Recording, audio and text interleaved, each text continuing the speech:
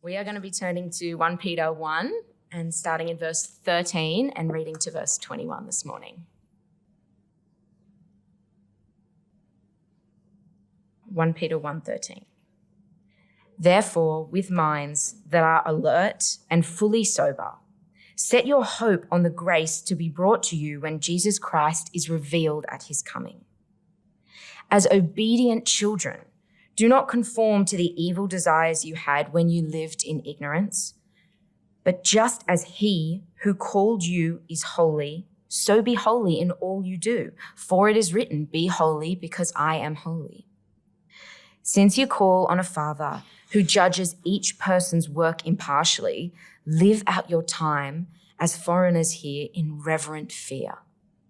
For you know that it was not with perishable things such as silver or gold that you were redeemed from the empty way of life that was handed down to you from your ancestors, but with the precious blood of Christ, a lamb without blemish or defect. He was chosen before the creation of the world, but was revealed in these last times for your sake.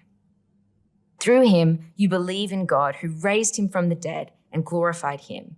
And so your faith and hope are in God.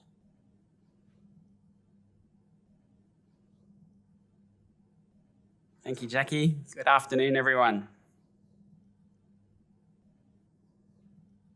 Well, in our first few years serving as missionaries in Southeast Asia, Anna and I experienced a lot of tough things. There was loneliness, there was culture stress, there were medical emergencies.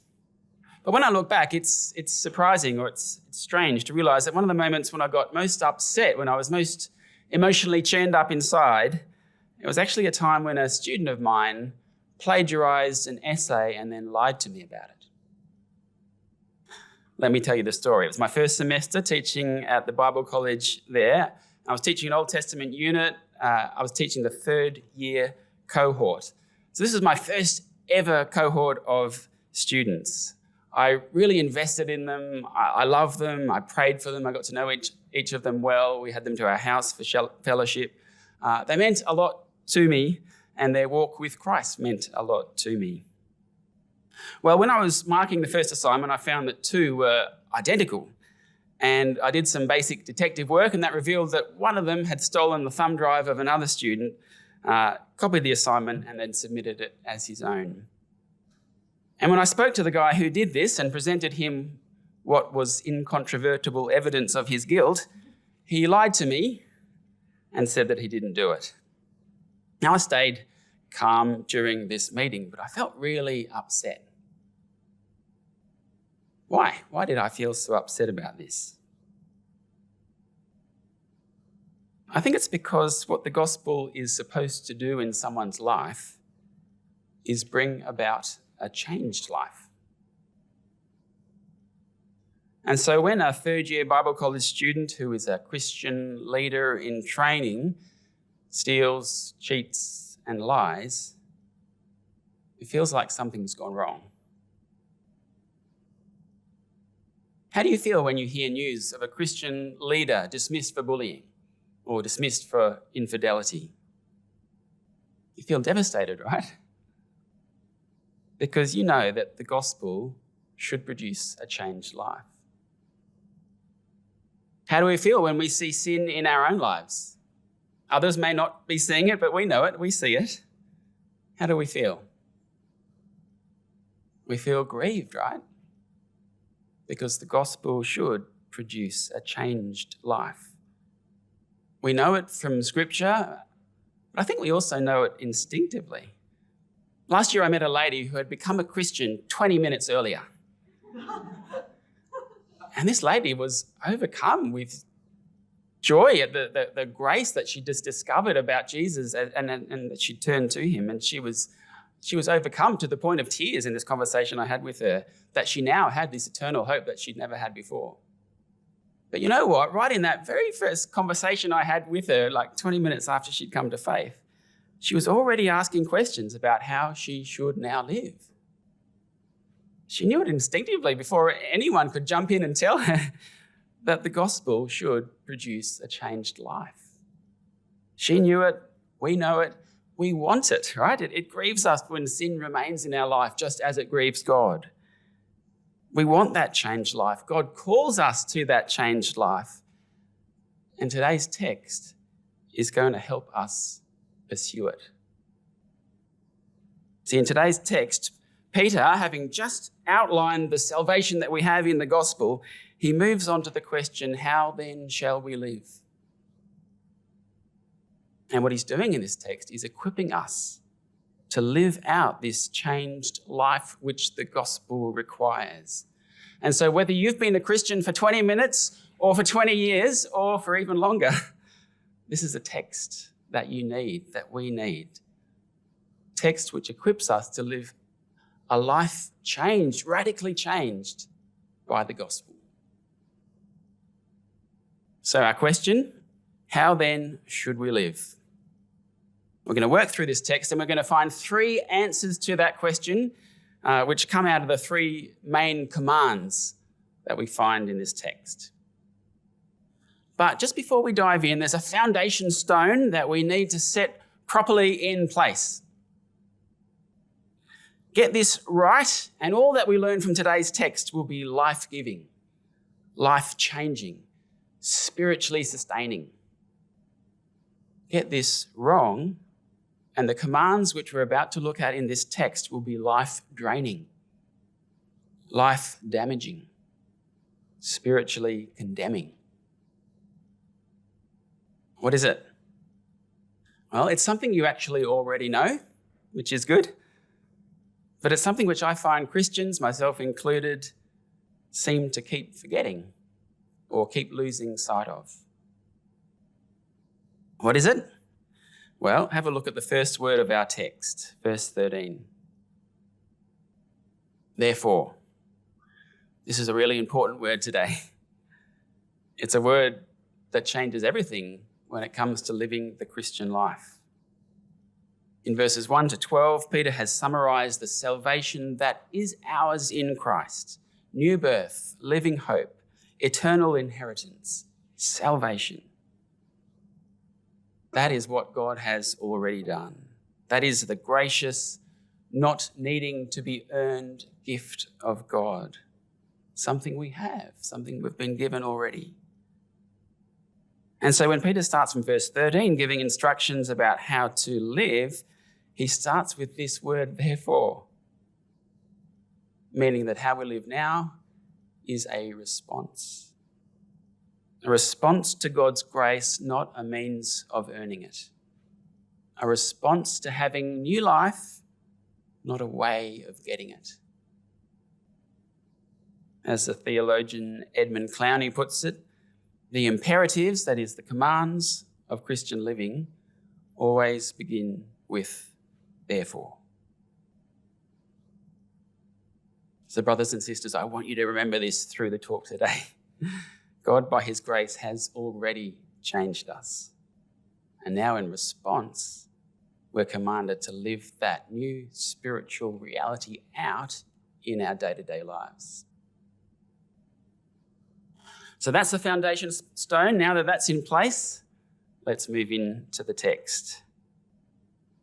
Our question, how then should we live? The first of these 3 answers that we find in the text is in hope. We are to live in hope. I'll read verse 13. Therefore, with minds that are alert and fully sober, set your hope on the grace to be brought to you when Jesus Christ is revealed at his coming. Now we'll come back to the alert and sober minds in just a moment, but for now let's look at this main command here, which is that we are to live in hope. So last time, Alan Thompson, when he preached from verses 10 to 12, he set us up for this, showing how we can be confident of this hope. And the time before that, the first week, in verses 1 to 9, we got to see what exactly it is that we're hoping for, that salvation, that eternal inheritance. It's what Peter calls here in verse 13, the grace that will be ours when Christ returns.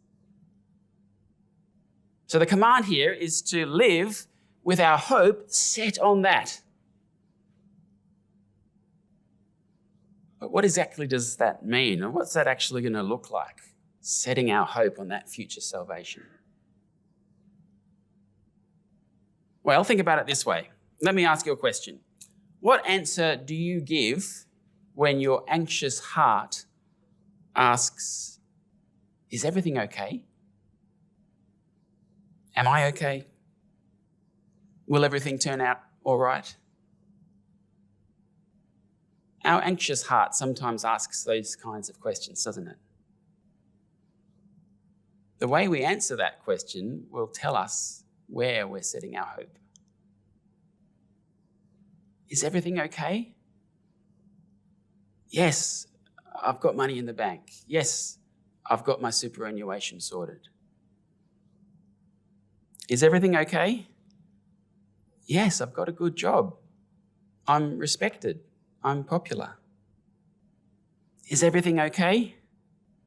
Yes, I've got a really fun weekend planned. Is everything okay? Yes, grace will be mine when Jesus Christ appears. See, the way we answer the question tells us where we're setting our hope, where our hope is.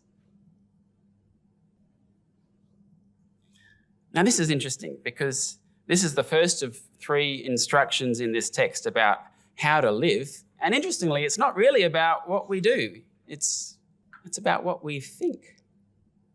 It's about our thought world, where we're setting our hope. Now, instructions about what we do will come, but it's interesting that Peter starts with what we think, because what we think determines what we do. Whatever it is that we put our hope in, what we think, that becomes what we chase after, what we do. If we think that having enough money is what's going to make everything okay, then we're going to set our hope on that money, and that's what we're going to chase after. If it's status, we'll chase status. If it's pleasure on the weekend, we'll chase after that. And let me say, that is perfectly normal human behaviour, to set our hope on things like that and then to chase after them. But Peter's saying here, for us, now that we have the gospel in our life, we don't have to set our hope on those things anymore, which are never going to ultimately satisfy anyway. Instead, we can set it on the future grace, which will. And don't forget, the context for this letter is that the Christians that Peter's writing to are facing trials, they're facing sufferings. This is a particularly important context to have your hope set right, because what happens when you combine a false hope, like money or status or pleasure, combine that false hope with a difficult situation? What happens then? Let's say we're suffering for Christ, we're being mocked for our faith.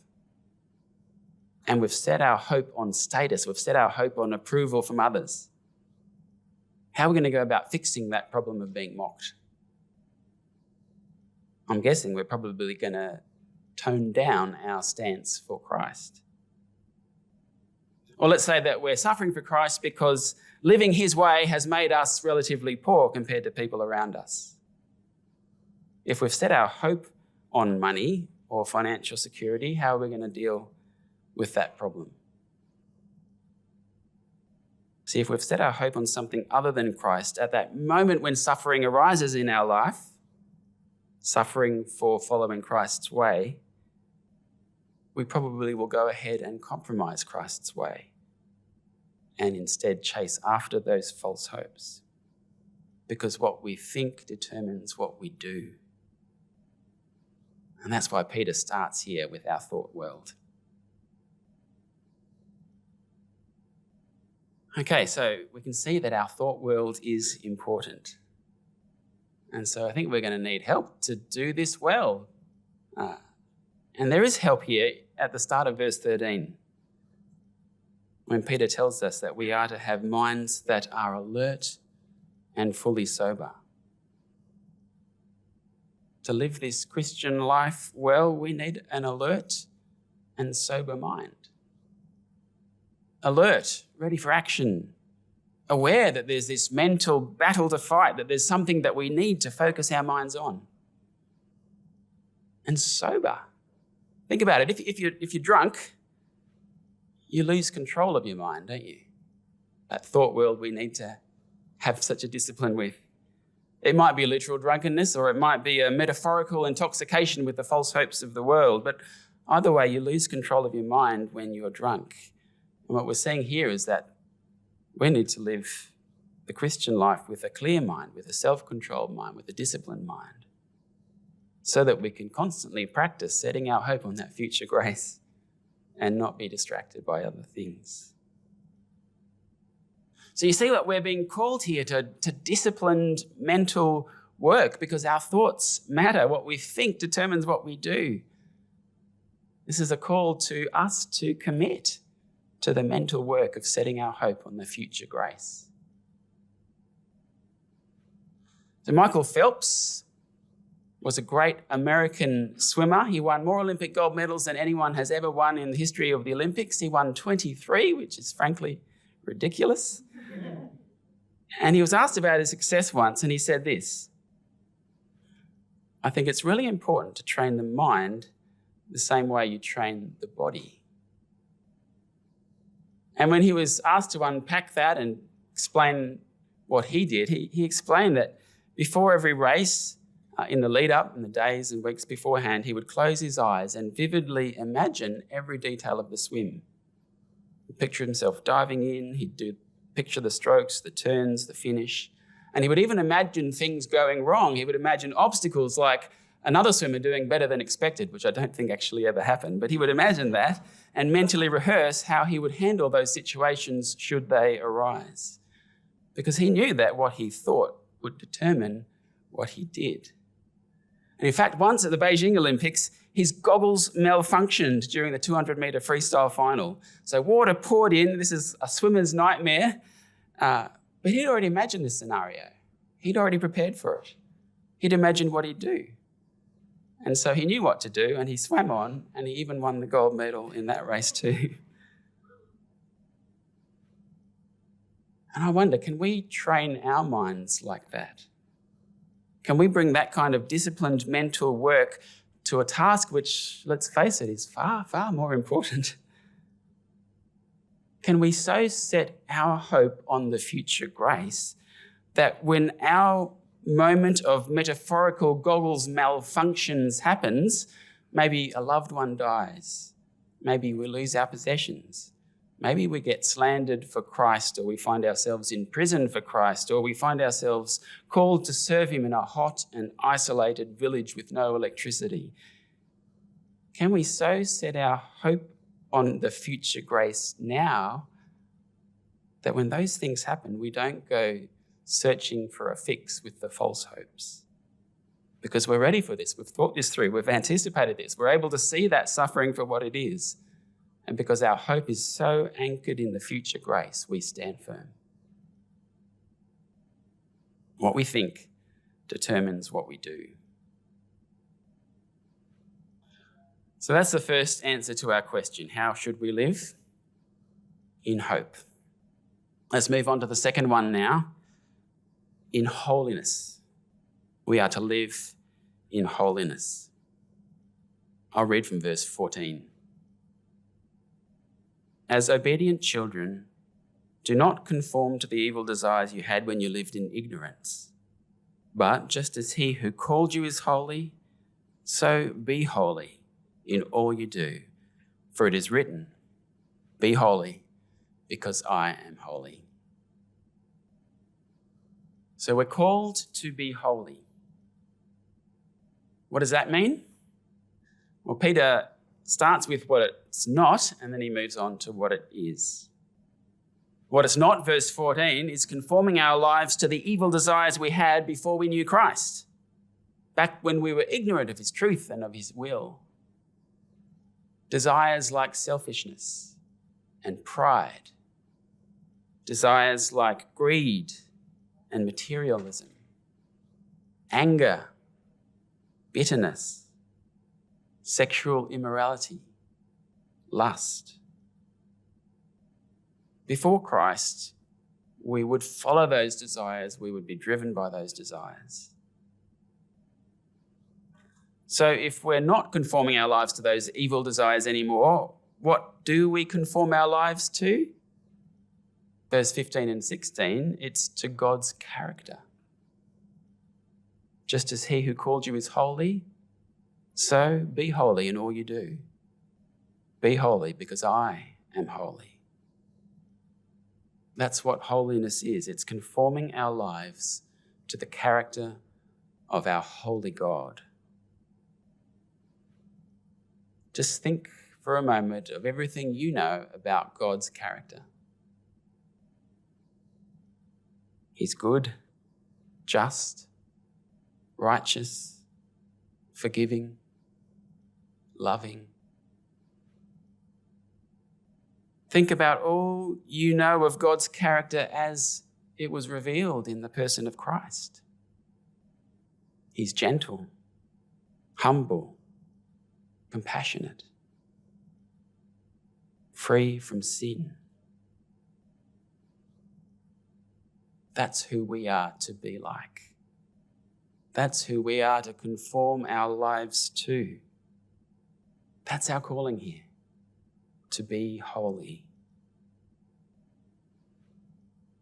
This calling to be holy is a calling to be different. It's a calling to be separate.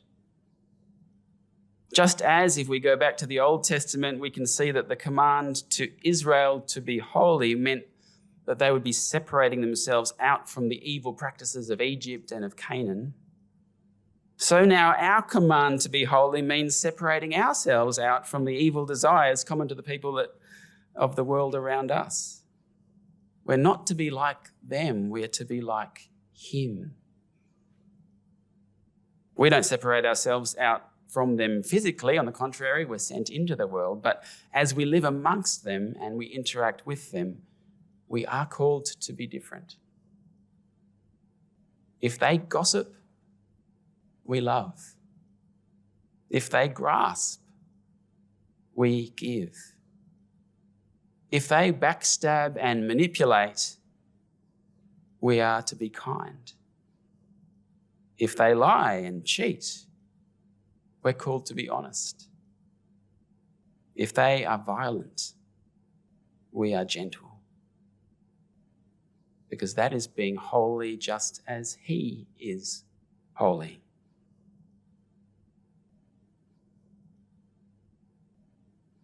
Okay, I want you to pause for a moment and just have a quick reflection. How are you responding to all this? How are you feeling about this command to be like God?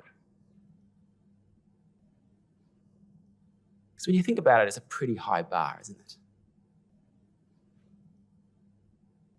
Behavioural psychologists have described a situation which sometimes arises in the classroom or elsewhere when an individual believes that the task that's given to them is so difficult that success will be unattainable, and so they don't even try. They call it task aversion due to perceived impossibility.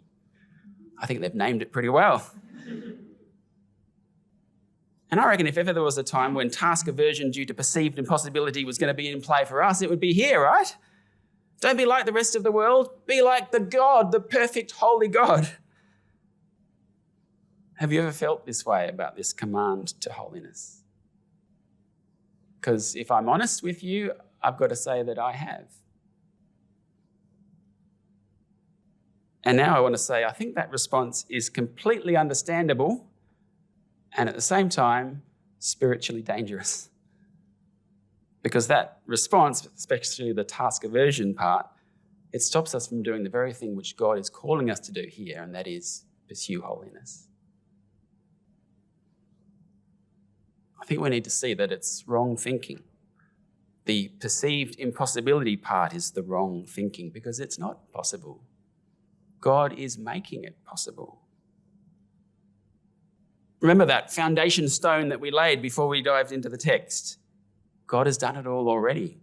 He's already given us new birth. He's already given us this new identity as his children. We already are holy people. What this command is about is living out that reality more and more. And we know that even in that, he's working in us by his Spirit to empower us for that as well. Just on that, notice how he begins verse 14. As obedient children, he says. It's what we already are. He doesn't say become obedient children by being holy. He says as people who've already by grace been made God's children, now live that new reality out. Pursue it by the strength and by the Spirit that he gives you, surrounded by the grace that he's lavishing on you. So our question today is, how then shall we live? So far, the two answers have been in hope and in holiness. Now the third and final, in reverent fear. We are to live in reverent fear. I'll read verse 17. Since you call on a Father who judges each person's work impartially, live out your time as foreigners here in reverent fear. And what this means, what this living in reverent fear means, it means living in awe of our God. It means trembling at his bigness, his might, his holiness. It means having our daily living shaped by an awareness of his presence, an awareness of his perfect will, an awareness that he's watching and that he cares about how we live. Now, let's be honest, this is a long way from our culture's ideal for how to live life. Our culture, we're suspicious of authority. We love independence. We love expressive individualism. To our culture, this idea of living with big brother watching, it sounds awful. It sounds like a nightmare. And if we've been shaped by our culture, we definitely haven't been shaped to be a people who live in reverent fear of God. So we need to pay really close attention to the reasons, and Peter lays out some reasons here, the reasons why we should, why it's a good thing for us to do this, to live in reverent fear of our God. Why should we? Well, because in verse 17, God is an impartial judge. He's a judge who judges us with absolute fairness. Yes, he's also our loving Father, but that doesn't stop him from also being a judge of our actions. And living with an awareness of this will produce a healthy fear, a healthy awe of God. Now, from the perspective of our culture, where the ultimate good, according to our culture, is each of us doing what we want, this is a frightening idea, this idea that God is watching and judging what we do. But let's think about it from a different perspective. Think about it where the ultimate good is not each of us getting to do what we want, but the ultimate good, or a higher good, is us living holy lives that God calls us to. Then living with the constant knowledge that whatever we think, whatever we do, is subject to the scrutiny of God's penetrating holiness and love. Having that beautiful, holy love checking our thoughts, checking our actions, redirecting our paths in light of his holy character, in light of his will. Having our life shaped that way, well, that's a beautiful thing. That's a life-giving thing. That's a gift to us. Peter gives another reason for why we should live in reverent fear, and that's because we've been rescued at great expense from the other empty life. Verse 18, for you know that it was not with perishable things such as silver or gold that you were redeemed from the empty way of life handed down to you from your ancestors, but with the precious blood of Christ, a lamb without blemish or defect.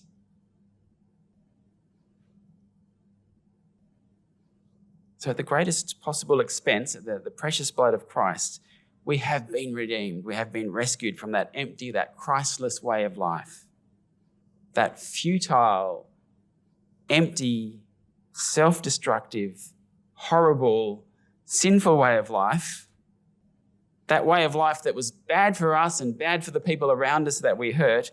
we've been freed from that. We've been rescued from that. So what folly it would be then to go back and live that way. Living in fear of God is a good thing because it drives us to holy living and it protects us from returning to that horrible old way of life. And there's one more reason that Peter gives for why we should live in reverent fear, and that's because this is all part of God's plan since before creation. Verse 20, he was chosen before the creation of the world, but was revealed in these last times for your sake. Through him, you believe in God who raised him from the dead and glorified him, and so your faith and hope are in God. What a privilege. We live in these last times when God's plan from before creation is fulfilled and we are the beneficiaries. Again, what folly it would be then to live as if that hadn't happened, to live our lives with no fear of God, that we might stray from the good, holy path that he's prepared for us. Now, this is a good way to live. It's a blessed way to live, living in reverent fear of our good God, our redeeming God, our promise-keeping and holy God.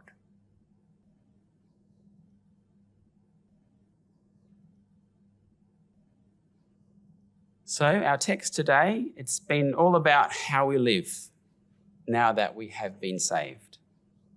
We've seen that we are to live in hope with a Michael Phelps-style mental discipline, that we are to live in holiness, imitating God's character, not the world's, and that we are to live in reverent fear, driven to a holy life by an awareness of a good God watching us. You know, something that's blown me away as I've been preparing this and reflecting on this text is just how valuable, just how precious our lives are. Just how much they matter and how much it matters what we do with them. They've been purchased by the most valuable, costly thing as part of God's plan, which goes back to the beginning of creation. It's mind-blowing to think just how much God cares about what we do with these precious lives. Have you ever been entrusted with something precious? Have you ever had the opportunity to hold a priceless vase or an expensive artwork? Tell you about a time when I did. When I was a teenager, my cello teacher owned a precious cello. It's 200 years old. It was worth hundreds of thousands of dollars. This guy rented houses all his life because he never purchased a house. All the money he had went into paying for his cello. And because it was so precious, he never let his students touch it. But once when he went out to the shops, another student and I decided we just couldn't resist having a go at this precious instrument. So one of us stood guard by the front door, while the other one had this amazing experience of playing a $200,000 cello. And then we swapped over to make sure each got a go. And I want to tell you, it was incredible. It was the best music I have ever made. But I can tell you there was plenty of reverent awe as we touched this thing. We were so careful. We lifted it slowly. We moved it gently. We did everything to make sure there would not be any scratches or bumps on that cello because we knew it was precious. Well, our lives are precious. Far more precious than any cello could ever be because they've been purchased with Christ's blood. But the way we respect the preciousness of our lives is not by avoiding scratches and bumps. The way we do it is by living a changed life, living in hope, living in holiness, living in reverent fear. See, the gospel should produce a changed life. It is a grief when a Bible college student steals and lies and cheats. It is a grief when you and I continue in sin. It's a grief because our lives are precious and you and I have been redeemed from that for something far, far better. The gospel should produce a changed life. And when by God's empowering we live in hope and in holiness and in reverent fear, it will produce a changed life in your life and in mine.